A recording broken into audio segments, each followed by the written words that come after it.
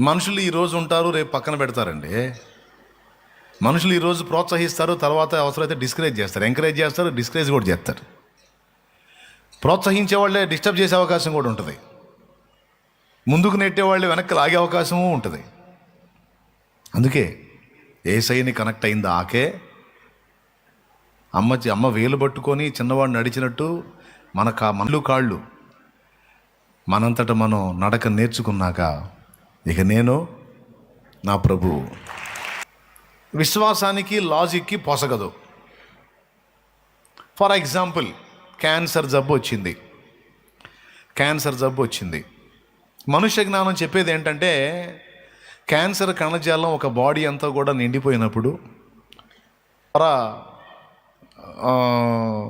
ఆ క్యాన్సర్ కణజాలాన్ని నిర్మూలించేటువంటి పద్ధతి ఒకటి ఏర్పాటు చేశారు. దానికి కూడా అది మళ్ళబడింది అనుకో, ఇంక చేతులు వదిలేస్తారు. హెచ్ఐవి పాజిటివ్ రిపోర్ట్ వచ్చింది. ఇప్పటివరకు మనుష్య జ్ఞానం చెప్పింది ఏంటంటే, హెచ్ఐవి పాజిటివ్ రిపోర్ట్ వచ్చిన వ్యక్తికి మళ్ళీ హెచ్ఐవి నెగిటివ్ రిపోర్ట్ రాదు. ఒకవేళ హెచ్ఐవి పాజిటివ్ ఉన్న వ్యక్తికి నెగిటివ్ రిపోర్ట్ వస్తే అది ఒక మానవాతీతమైన అద్భుతమే తప్ప వాస్తవంగా మాత్రం జరగదు. మనుష్య జ్ఞానం చెప్పేది. కొంతమందికి సంతానోత్పత్తి విషయంలో కూడా అలాంటి రిపోర్ట్సే వస్తాయి. నీకు ఫలానా ప్రాబ్లం ఉంది సిస్టర్, దాన్ని బట్టి ఎట్టి పరిస్థితుల్లో కూడా నీకు సంతానం కలిగే ఛాన్స్ లేదు. ఓకేనా? రైట్. ఈ మూడే కాదు, ఇక భూమి మీద విషయాల సంగతి చెప్తున్నాను నేను. 4వది, పంట వేసావు, చుట్టుపక్కల పొలాలన్నింటిలో తెగులు పడింది. అదే తెగులు నీ పొలానికి కూడా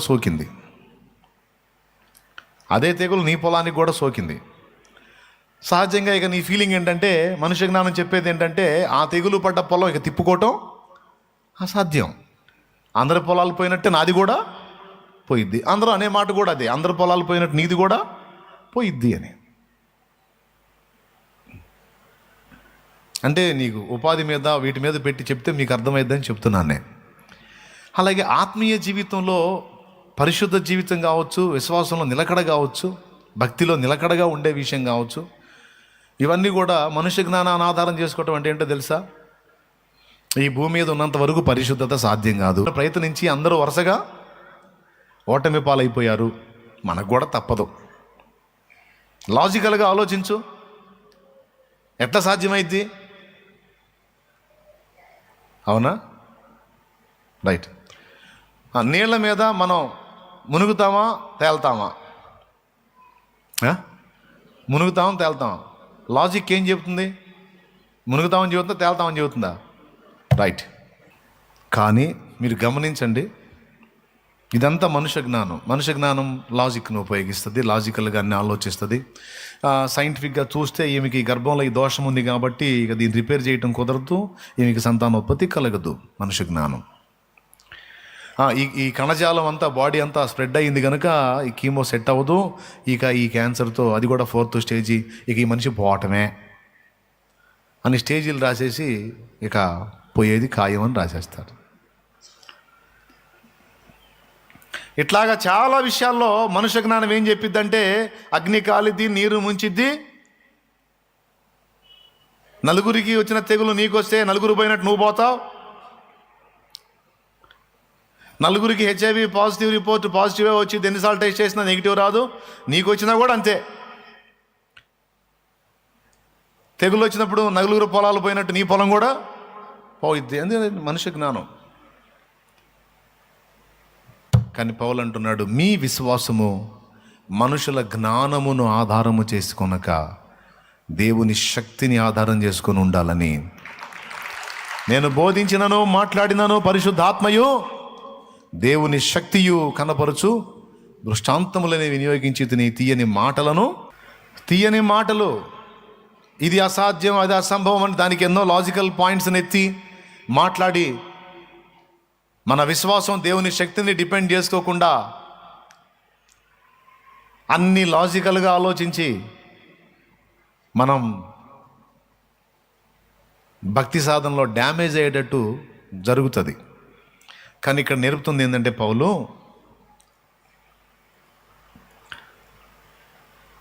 మానవ జ్ఞానం హెచ్ఐవి పాజిటివ్ రిపోర్ట్ మారదు అంటే దేవుని శక్తి అంటది నాకు అసాధ్యమైంది ఏదీ లేదు అని. అది నిరూపణ కూడా అయింది. ఎంతోమంది HIV positive reports, negative reports వచ్చినాయి.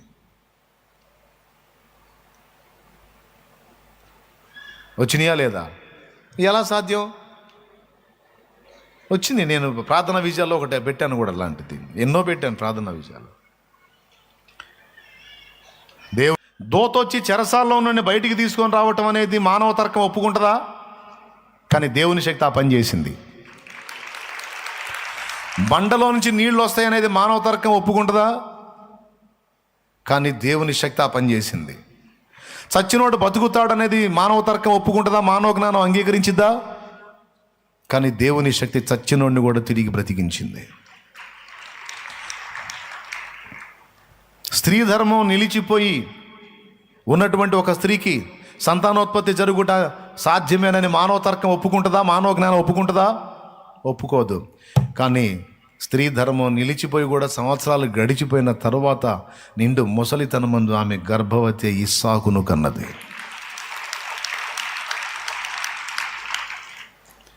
ఇప్పుడు చెప్పండి, విశ్వాసానికి మానవ జ్ఞానానికి, మానవ తర్కం విశ్వాసం రెండు కలిసి ప్రయాణం చేస్తాయా? చెయ్యవు. 4th stage cancer. మానవ తర్కం ఏం చెప్పిద్ది? బాడీ అంతా క్యాన్సర్ కణజాలం స్ప్రెడ్ అయిపోయింది, చాలా అవయవాలు డ్యామేజ్ అయిపోయినాయి, దాదాపు ఇంకా ఛాన్స్ లేదండి. కానీ దేవుని శక్తి ఏమంటది? ఉరి శిక్ష ఖరారైన తర్వాత ఇక రద్దయిద్దా మానవ తర్కం? ఇంకా రేపెల్లుండిలో ఉరి తీస్తారనంగా ఈరోజు రద్దయిద్దా? కాదు. చిలకలూరుపేట బస్సు దహనం కేసు మీకు తెలుసు. ఇక్కడే మన ఇక్కడ నుంచి లెక్కేసుకుంటే మొత్తం ఒక 6 కిలోమీటర్లు ఏమొస్తుంది అంతే. ఓన్లీ 6 కిలోమీటర్స్, అంతకంటే తక్కువే, 5 కిలోమీటర్లు ఉండొచ్చు అంతే. 24 మంది చనిపోయారు ఆ బస్సు దహనంలో. వాళ్ళు బెదిరించాలని, అక్కడ బస్సుని దోపిడీ చేయాలని పాపం వాళ్ళు ఎక్కారు. ఎక్కి పెట్రోల్ పోసి బెదిరిద్దామని అగ్గిపుల్ల గీశారు. అది నిజంగానే అంటుకుంది. బస్సు అంతా తగలబడింది. కొంతమంది ప్రాణాలతో బయటపడ్డారు. అదే బస్సులో మా మమ్మీ డాడీ కూడా పోవాల్సింది. ఎందుకంటే దానికి ముందున్న ఈ బస్సు ఎక్కారు. ఫస్ట్ హైదరాబాద్ నుంచి చిలకలూరుపేట రావడానికి ఈ బస్సు ఎక్కారు మా అమ్మ మా నాన్న. ఎక్కి దిగి పక్క బస్సు ఎక్కారు. లేకపోతే వాళ్ళు కూడా అయిపోయేవాళ్ళు అప్పుడే. మా ముసలో మేడంతో పోయేది, అప్పుడే పోయేది. దేవునికి స్తోత్రం, హల్లెలూయా. సరే, అది పొరపాటున జరిగిందో లేకపోతే కావాలని చేశారో పాపం పుణ్యం దేవుడు తెలియదు, మనకు తెలియదు. కానీ 24 మంది ప్రాణాలు పోయినాయి. ఉరిశిక్ష వేశారు. క్షమాభిక్ష పెట్టేది ఎవరు? రాష్ట్రపతి. అప్పుడు రాష్ట్రపతి శంకర్ దయాళ్ శర్మ సంథింగ్ ఉన్నారు. ఎవరు ఆయన? శంకర్ దయాళ్ శర్మ గారు. అప్పుడు ఉరిశిక్ష ఖరారు అయిపోయింది వీళ్ళకి. ఫలానా డేట్కి వాళ్ళని ఉరి తీయాలి. సో చివరి కోరిక అడుగుతారట కదా ఉరిశిక్షలో. అడుగుతారా? చివరి కోరిక ఏమన్నా ఉంటే చెప్పండి, మేము తీరుస్తామని ఆఖరి కోరికలు అడుగుతారట ఉరిశిక్ష పడ్డ ఖైదీల్ని. వీళ్ళది అడిగారట. వీళ్ళు జైల్లో ఉన్నప్పుడు మొత్తానికి సువార్త విన్నారు. చివరి కోరిక ఏమిటని వీళ్ళని అడిగితే, మాకు బాప్తీసం ఇప్పించండి అని అడిగారట.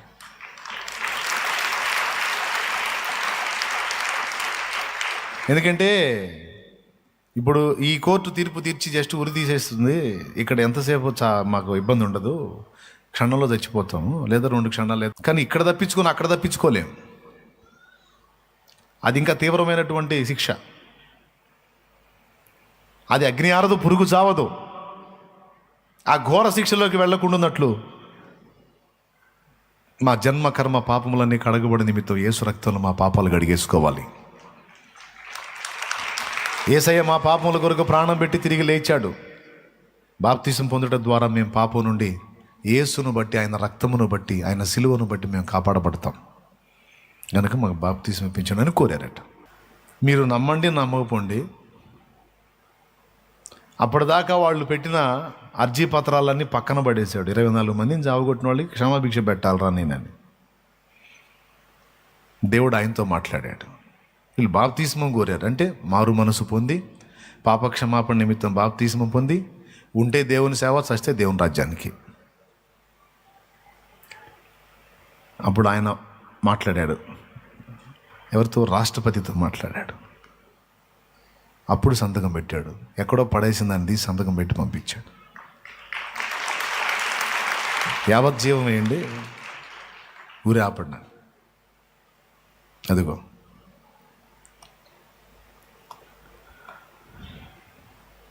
దేవునికి స్తోత్రం కలుగును గాక. హల్లెలూయా. వాళ్ళు ఇప్పుడు ఒక ఆయన జైల్లోని దైవజనుడు, ఆయన దేవుని పని చేస్తున్నాడు అక్కడ. నమ్మగలరా? ఎలా సాధ్యం? మానవ జ్ఞానం ఏమంటది? ఇవన్నీ జరగవంటది. కానీ దేవుని శక్తి ఏమంటది? నమ్ముట నీ వలనైతే నమ్మవానికి సమస్తము సాధ్యమేనంటది. నీ కుటుంబం, నీ బ్రతుకు ఇంతగా చితికిపోయింది, నువ్వు తిరిగి బాగుపడటం అసంభవం. మానవ తర్కం అంటది. దైవశక్తి అంటది, నో, ఇంతగా ఇంత చితికిపోయినా తిరిగి నేను పూర్తిగా నేను నార్మల్ పొజిషన్ తీసుకురాగలను. దేవుడు అంటాడు ఈ మాట. యెహోవాకు అసాధ్యమైనది ఏమైనా ఉండునా? దుర్వ్యసనాల్లో పీకల దాకా మునిగిపోయి బయటపడే పరిస్థితి కనపడట్లేదు. ఇంకేం లైఫ్ రా? తాగుడికి బానిస అయిపోయాను, వ్యభిచారానికి బానిస అయిపోయాను, జోదానికి బానిస అయిపోయాను, ఈ బలహీనమైన క్రియలకి, మత్తు పదార్థాలకి, డ్రగ్స్కి బానిస అయిపోయాను. ఇంకా నేనున్న పొజిషన్లో, నేనున్న ఈ పరిస్థితులను చూసినోడు ఎవ్వడు ఒప్పుకోడు. నేను తిరిగి నార్మల్ మనిషిని అవుతాను, తిరిగి నార్మల్ కండిషన్కి వస్తాను, తిరిగి మామూలు మనిషిని అవుతాను, నా బ్రతుకు మారిద్ది అని నేను నమ్మటం కాదురా, నన్ను చూసిన ఎవ్వడు నమ్మడు అని ఒకవేళ నువ్వు అంటే, దేవుని శక్తి, దేవుడు ఏమంటాడు తెలుసా? అది మనుషులకు అసాధ్యం కాబట్టి వాళ్ళు అంతే మాట్లాడతారు, కానీ నాకు సమస్తమో సాధ్యమే. నీవు నన్ను విశ్వసించగలిగితే, నీవు నన్ను ఆశ్రయించగలిగితే, నీవు నన్ను నమ్ముకొనగలిగితే ఆ పరిస్థితిని మార్చగలవాడను నేను అంటాడు. ఇది నా శక్తి చాలు. మీరు ఎంతమంది ఒప్పుకుంటారండి? విశ్వాసమా, మానవ తర్కమా? మన విశ్వాసం దేన్ని ఆధారం చేసుకోవాలండి? దేవుని శక్తినా, మానవ జ్ఞానాన్నా? మరి మానవ జ్ఞానం ఒప్పుకోదే, మరి నీది మూర్ఖత్వం అంటదే, మరి నీది మొరట భక్తి అంటదే, మరి నీది మూఢత్వం అంటదే. మరి ఎట్లా? ఆ మాట అనేవాడే మూఢుడు. మనం మూఢ చేష్టలేం చేయటల్లా, మూఢత్వంతో నిండి మూర్ఖ పనులేం చేయటల్లా. సమస్తాన్ని నెరవేర్చగల దేవుని యందు విశ్వాసం, ఆయన శక్తి మీద విశ్వాసం మాత్రం ఉంచుతున్నాం.